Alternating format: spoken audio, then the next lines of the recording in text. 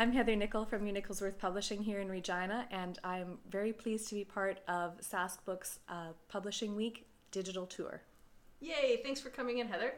So can you tell me a little bit about what your Nicholsworth Publishing does? Your Nicholsworth Publishing is a hybrid publisher. That means that I work with authors to publish their books and distribute them. What's the biggest challenge that publishers face in the marketplace right now? Oh, that's a very good question. There are a number of challenges, but the biggest one is the lack of bookstores and making sure that people know that SaskBooks are available and where people can find them. What about distribution? What kind of challenges do you face when you're trying to get books out into the world? It's mainly a question of books sell by word of mouth. And just like all things do. So it's a question of generating that word of mouth in multiple centers so that people are looking for a specific title.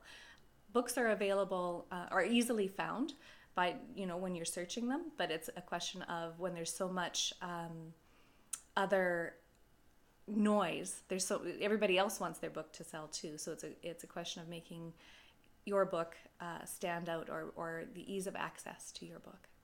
How important are things like book awards for that discoverability?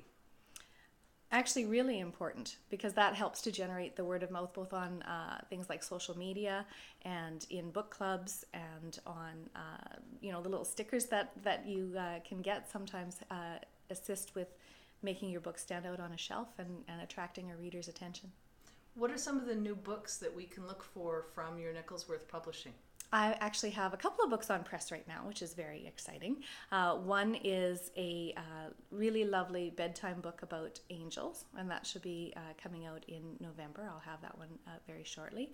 And the other one is a quirky book written by Saskatchewan author Marie-Elise St. George, and it is called An Assortment, Darkly Delicious Literary and Visual Oddments.